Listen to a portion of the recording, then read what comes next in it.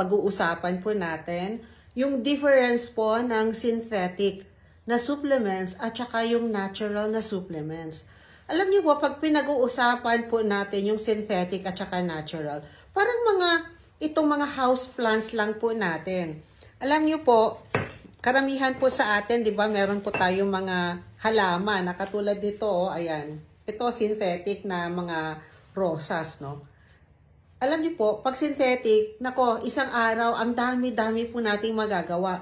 Pero po, yung mga totoong halaman, matagal po nating ma-propagate, as in years, bago natin ma-propagate. At para po magkaroon ng bulaklak, sang katutak na sustansya po yung kailangan natin ilagay sa lupa.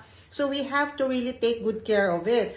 Kaya po, itong mga halaman ay kakaiba po talaga sila. Alam niyo po ba na hindi lang nakakatanggal ng stress, no, yung pag-aalaga ng halaman. Alam niyo po ba na may tinatawag na purifying effect ang mga halaman na ito. They can remove, no, yung mga volatile organic compounds na napaka-toxic sa loob po ng ating bahay. Katulad na lang halimbawa ng benzene, ng mga formaldehyde, ng mga trichloromethylene. So, they can remove this, and this has been proven by even NASA.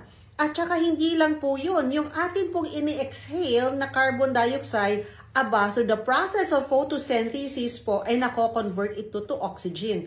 Kaya po, pag mas marami pong oxygen, mas nagiging healthy po tayo, no? Kasi po yung ating mga cells ay kailangan po yan ng oxygen. Same lang din po sa pag-inom ng food supplements. Kung ang iniinom nyo po ay synthetic, puro chemical lang po ang laman yan. At kaya mura po sila kasi you can make thousands, millions every day, no, na mga supplements, na mga synthetic. Ito nga po, no, yung sodium ascorbate po ito, no. So, pag sinasabi po natin na synthetic, alam nyo po, pag binuksan nyo po yung kapsula, ayan po, makikita nyo po.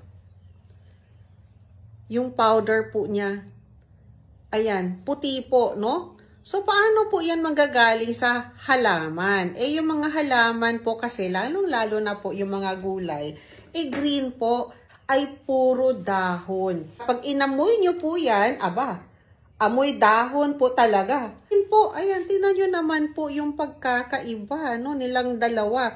Ito po ay green at ito naman po ay puti. At kahit ayan, lasahan po natin. Lasa po siyang gulay. Ito po napakaalat, no? Paano naman magiging healthy po yan sa katawan?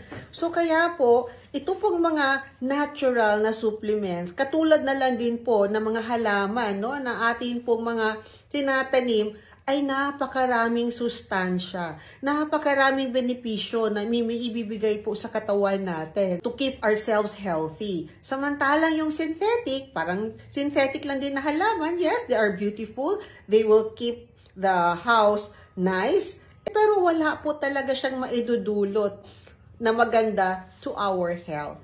So, always take all natural food supplements.